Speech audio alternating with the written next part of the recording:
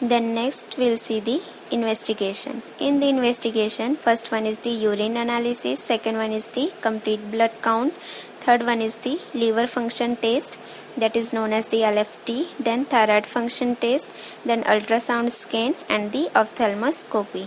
ठीक है, तो इसमें फर्स्ट है urine analysis.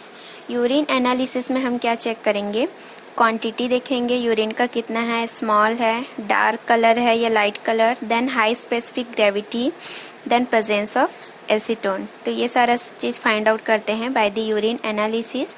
Then second is complete blood count. Complete blood count में हम क्या करेंगे, जो भी आरबीसी, ईएसआर, डब्ल्यूबीसी का लेवल है वो सारा चेक करते हैं.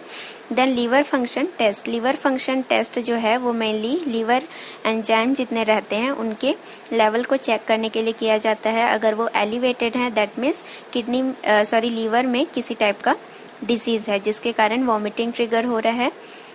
Then next is thyroid function test. Thyroid function test में हम जो TSH लेवल है, थायराइड स्टिमुलेटिंग हार्मोन या फिर T3 T4 हार्मोन है, उसका लेवल चेक करेंगे. क्योंकि अगर वुमेन में किसी टाइप का डिजीज कंडीशन है थायराइड से रिलेटेड, जैसे हाइपोथायराइडिज्म है या फिर हाइपरथायराइडिज्म है, तो दोनों लीड करते हैं एक्सेसिव वॉमिटिंग को. And then ultrasound scan. Ultrasound scan क्यों करते हैं, to confirm the pregnancy condition. Then next is ophthalmoscopy.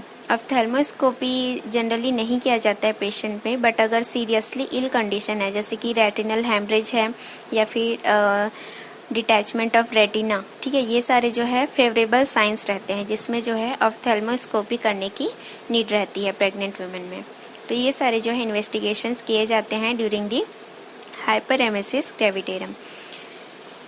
Then next is management. So the principles of management in that to control the vomiting. ठीक है, इसका principal ये है कि हमको वॉमिटिंग को कंट्रोल करना है. Then to correct the fluid and electrolyte imbalance. ठीक है, फ्लूइड एंड इलेक्ट्रोलाइट जो इम्बैलेंस हुआ है उसको करेक्ट करना. Then to correct the metabolic disturbance. Metabolic disturbance जो हुआ है ड्यू टू द वॉमिटिंग, ठीक है, excessive vomiting during the pregnancy, उसको करेक्ट करना. Then to prevent the serious complications of severe vomiting. अगर जो भी सीरियस कॉम्प्लिकेशंस होता है सीवियर वॉमिटिंग से, जैसे वर्निक्स एन्सेफलोपैथी होता है, ठीक है, तो ये सारे कंडीशन को हमको क्या करना है, प्रिवेंट करना है. तो ये हमारे प्रिंसिपल है मैनेजमेंट का. Then next है medical management in the drugs. Antiemetic drugs like the promethazine that is given 25 mg intramuscularly BD और TDS, ठीक है, twice a day या फिर thrice a day दे सकते हैं. Then trifluoropromazine that is given 10 mg intramuscularly and metoclopramide that is given 10 mg intramuscularly. तो ये तीनों जो है एंटीएमेटिक ड्रग्स जो है वुमेन को प्रोवाइड किया जाता है during the pregnancy time. Then hydrocortisone that is given 100 mg intravenously in drip and prednisolone orally, and nutritional support like the vitamin B1, vitamin B6, vitamin 12 and the vitamin C. तो hydrocortisone जो है ये mainly जो है drip में दिया जाता है 100 mg, ठीक है. ये जैसे हाइपोटेंशन का केस रहता है उसी में ही दिया जाता है. जैसे हमने पढ़ा कि पॉस्चरल हाइपोटेंशन भी होता है वुमेन को during the pregnancy due to the excessive vomiting, तो उस कंडीशन में हम प्रोवाइड करते हैं. और जो प्रेडनिसोलोन है वो बहुत ज़्यादा सीवियर केस है तो उसमें हम प्रोवाइड करते हैं वुमेन को, अदरवाइज नहीं. एंड देन न्यूट्रिशनल सपोर्ट के लिए हम जो भी विटामिन एंड नीड है जैसे विटामिन B1, B6, B12 और विटामिन C भी प्रोवाइड करते हैं. तो ये सारे जो है मेडिकल मैनेजमेंट किया जाता है during the pregnancy time for the treatment और the management of the hyperemesis gravidarum. Then fluid में हम क्या प्रोवाइड करते हैं, 3 litre 5% dextrose and RL infusion in 24 hours. क्योंकि यहाँ पे फ्लूइड एंड इलेक्ट्रोलाइट भी इम्बैलेंस है और वुमेन जो है बहुत ज़्यादा डिहाइड्रेटेड है, तो उसको कंट्रोल करने के लिए हमको जो है 5% डेक्सट्रोज देना है एंड RL इन्फ्यूजन करना है विद इन 24 आवर्स में. And potassium supplement fluid. Potassium supplement fluid क्यों दे रहे हैं, क्योंकि due to the excessive vomiting वहाँ पे क्या हो रहा है, वुमेन को हाइपोकैलेमिया हो रहा है, मतलब लॉस ऑफ पोटेशियम हो रहा है, तो उसके लिए हम पोटेशियम सप्लीमेंट फ्लूइड प्रोवाइड करेंगे वुमेन को. तो ये था हमारा fluid management. Then next is nursing management. In the nursing management, initiate the measures to alleviate the nausea including medication therapy if unsuccessfully, on weight loss and electrolyte imbalances occur. So IV administration of fluid and electrolyte replacement or total parenteral nutrition may be necessary. ठीक है, तो हमको nursing management में क्या करना है कि जो भी मेजर्स हैं जिससे हम नॉजिया एंड वॉमिटिंग को जो है एलिवेट मतलब कि उससे रिलीव कर सकें विमेन को बाय द मेडिकेशन थेरेपी। अगर ये सारा भी जो है अनसक्सेसफुल हो रहा है और वो कॉज करता है कि वेट लॉस हो रहा है या फिर एक्सेसिव इलेक्ट्रोलाइट इम्बैलेंस हो रहा है, तो उस कंडीशन में हमको आईवी फ्लूइड रिप्लेसमेंट करना है, जैसे आईवी फ्लूइड थेरेपी, ठीक है, फ्लूइड एंड इलेक्ट्रोलाइट रिप्लेसमेंट करना है, और जो भी है TPN मतलब टोटल पेरेंटल न्यूट्रिशन प्रोवाइड करना है अगर बहुत ज़्यादा नेसेसरी है। ठीक है, then next is monitor lab data and for sign of dehydration and electrolyte imbalances.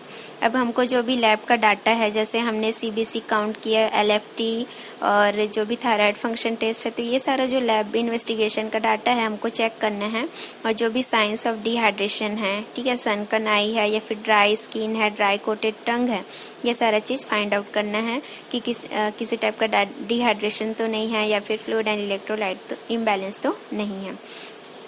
The next is monitor urine for ketone. ठीक है, यूरिन में हमको देखना है कीटोन का लेवल कितना है। Then monitor fetal heart rate, fetal activity and fetal growth. ठीक है, अब इस कंडीशन में हमको फीटल का भी चेकअप करना है, उसका कंडीशन मॉनिटर करना है कि फीटल का हार्ट रेट कितना है, फीटल में एक्टिविटी प्रेजेंट है या नहीं, या फिर फीटल का ग्रोथ कितना हुआ है according to the gestational age और the week of pregnancy.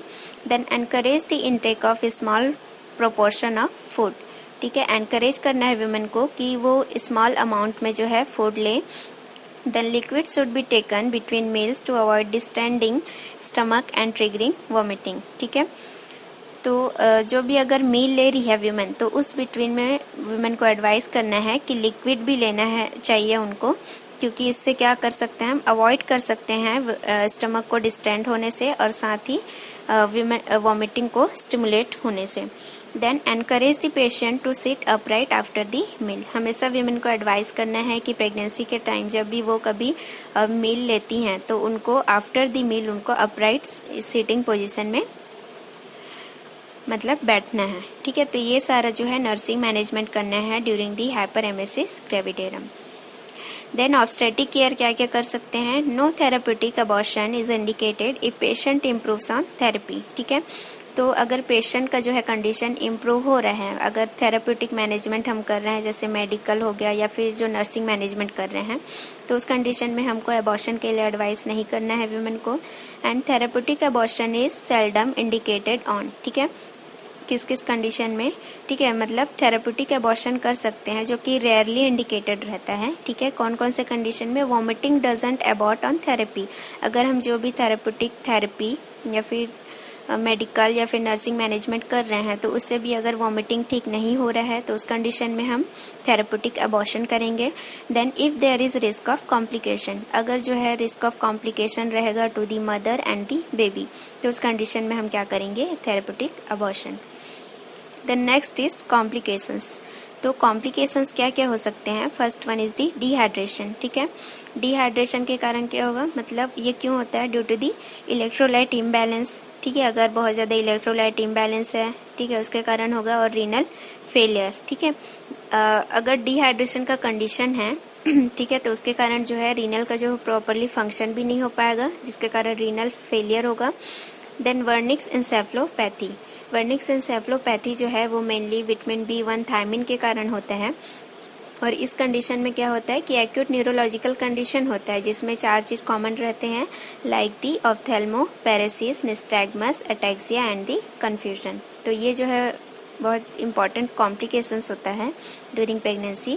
Then vitamin K deficiency like maternal coagulopathy और फीटल इंट्राक्रैनियल हैमरेज। ठीक है, विटामिन K डेफिशिएंसी के कारण जो है मदर में कोगुलोपैथी डिसऑर्डर्स होंगे और साथ ही फीटल में जो है इंट्राक्रैनियल हैमरेज होने के चांसेस रहते हैं।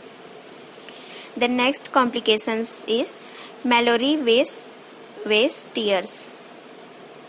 ठीक है, मैलोरी वेस टीयर्स एक्चुअली होता क्या है, characterised by upper gastrointestinal bleeding secondary to longitudinal mucosal lacerations at the gastroesophageal junctions और द गैस्ट्रिक कार्डिया। ठीक है, मतलब इस कंडीशन में क्या होता है कि अपर गैस्ट्रोइंटेस्टाइनल सिस्टम जो है उसमें बहुत ज़्यादा ब्लीडिंग होगा ड्यू टू दी और सेकेंडरी टू लॉन्गिट्यूडनल म्यूकोजल लेसिरेशन, मतलब वहाँ पे जितने भी लॉन्गिट्यूडनल म्यूकोजल लेयर्स होते हैं उसमें बहुत ज़्यादा लेसिरेशन होगा, ठीक है। तो वहाँ पे फाइंड आउट होगा eight the junction of gastroesophageal junction और गैस्ट्रिक कार्डिया। ये जैसे आप डायग्राम में देख सकते हैं, ठीक है। Mallory Weiss tears is a tear in the mucosal layer at the junction of the oesophagus and the stomach, ठीक है। इसोफेगस और जो स्टमक है उसके बीच जो भी जंक्शन रहता है, ठीक है, वहाँ पे ये प्रेजेंट रहता है lacerations, that is known as the Mallory Weiss tears. ये due to the excessive vomiting के कारण ही प्रेजेंट होता है। सो ये कॉम्प्लिकेशन है। Then next is